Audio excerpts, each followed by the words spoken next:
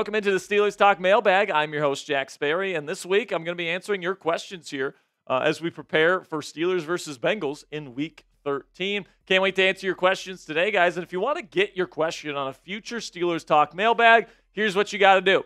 You click that subscribe button to join the most interactive Steelers community here on YouTube. We go live at least twice a week here on Steelers Talk, and in one of those live shows, we give you guys an opportunity to get your questions on the show. All right, so what you got to do is click that subscribe button, join us for our live shows every single week, and then get your questions submitted during the live shows. We film these segments during those live shows, so make sure you join us for them. We start them at 5:30 p.m. Eastern Time, so subscribe and don't be late. With that, I'll pause and open it up for questions. We got LJ here, says, why isn't Williams playing that much?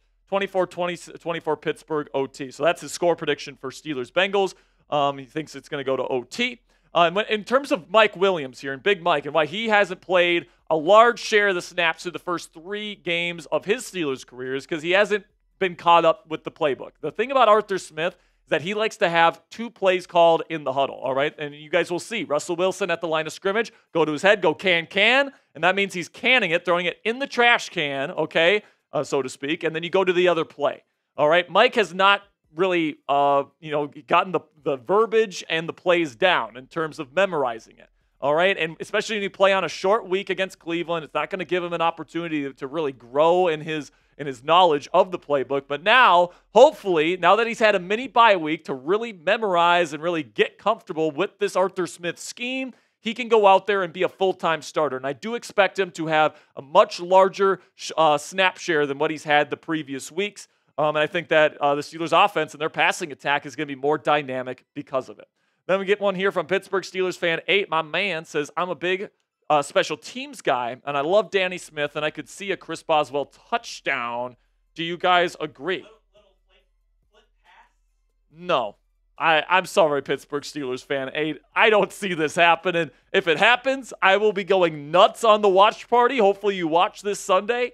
But no, I don't think Boswell gets a touchdown this year. That's okay, though. He's one of the best kickers in football. Got one from Culver's Lover here. Says, what is your number one Christmas wish for the Pittsburgh Steelers for the rest of the season?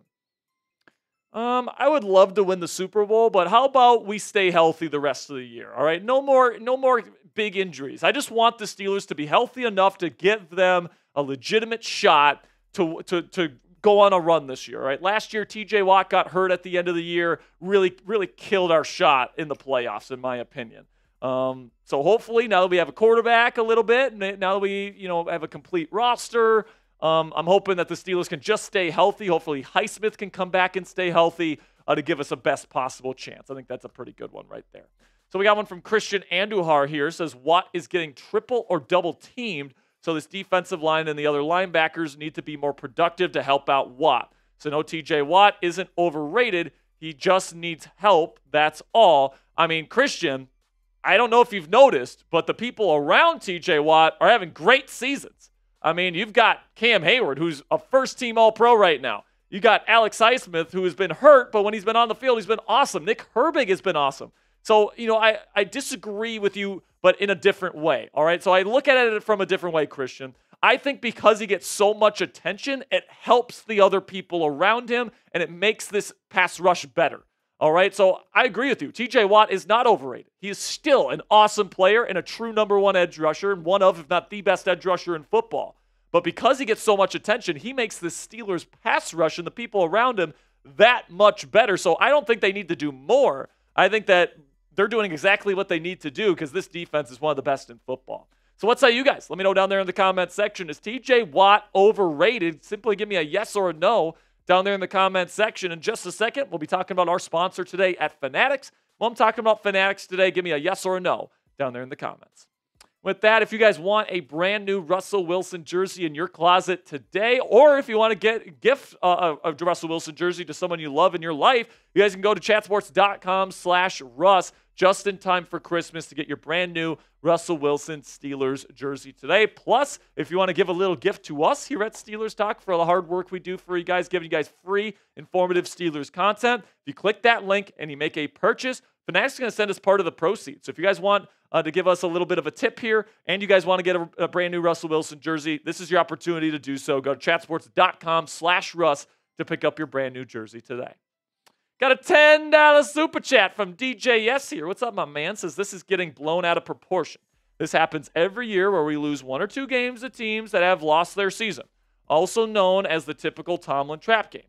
We'll be fine, people. I agree, DJ. Yes, this is what I've been preaching on this show since they lost on Thursday. It was a short week on the road against a division rival in a blizzard in the second half. It was a weird football game, all right? And it definitely leveled the playing field for Cleveland, and it came down to who made more plays at the end, and the Cleveland Browns did because Mike Tomlin and Arthur Smith didn't do a great job managing the game at the end.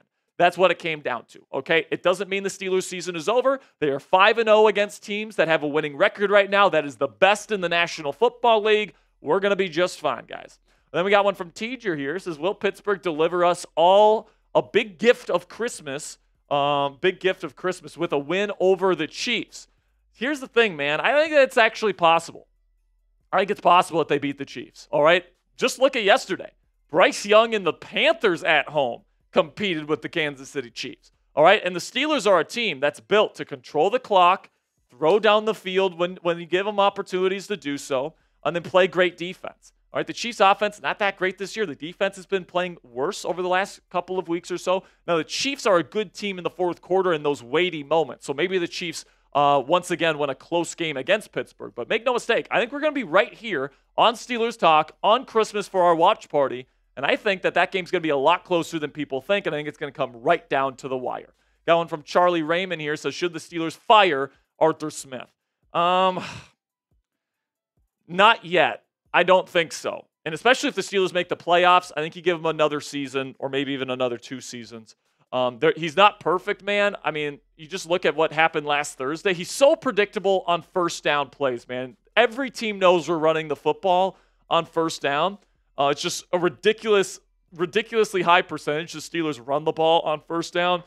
I think they need to incorporate some more play-action deep shots on first down to kind of keep defenses honest in these scenarios, because on first down, the Steelers are just not very productive, and the offensive line isn't dominant enough to run the football when the defense knows for sure they're going to be running it. So I'm looking at the situation right now. Arthur Smith certainly needs to get better. I don't love his passing concepts in the drop-back passing game. He's not the best offensive coordinator in the world, but he's a lot better than Matt Canada, and the Steelers are sitting at 8-3. So let me know down there in the comments section, should the Steelers fire Arthur Smith and bring in yet another offensive coordinator? Give me a yes or a no down there in the comments.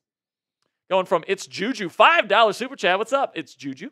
Says, what do you think TJ is struggling this year? And how is he favored for Defensive Player of the Year? Do you think he's better than Garrett? I do. So the reason why he's quote-unquote struggling this year is because his pressure rate is lower than in previous seasons. But he's also getting even more attention than in previous seasons, all right? He's getting chipped on every play, sometimes by 2 players. He's also getting double-teamed at a career-high rate. And he's still putting up these numbers. He's top 15 in sacks. He's right up there in tackles for loss. He has 3 pass breakups as well. And then the reason why he's Defensive Player of the Year in that conversation right now is because of the forced fumbles and the impact plays he has made in the fourth quarter this year. He also has recovered a couple of his fumbles. And by the way, that's taking away a fumble and a recovery he had in week 1 versus the Falcons because he perfectly timed a snap, and it was so perfectly timed, the refs thought he was offsides. So TJ Watt is absolutely still one of the best, if not the best, edge rusher in the National Football League. And yes, I do think he's better than Myles Garrett. Then we got one from 674 Gator. Says, what is the GOAT Thanksgiving food in your opinion?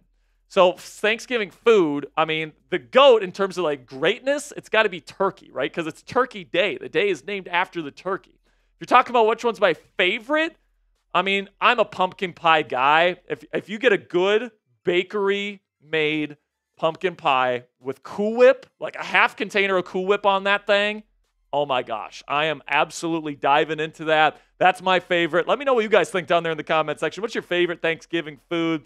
For me personally, it's pumpkin pie with tons of Cool Whip. So make sure you guys click that subscribe button if you haven't already. It's Bengals week here on Steelers Talk. We're getting you ready for that game here on Steelers Talk all week long. So make sure you click that subscribe button if you haven't already. Until next time, guys, here we go, Steelers.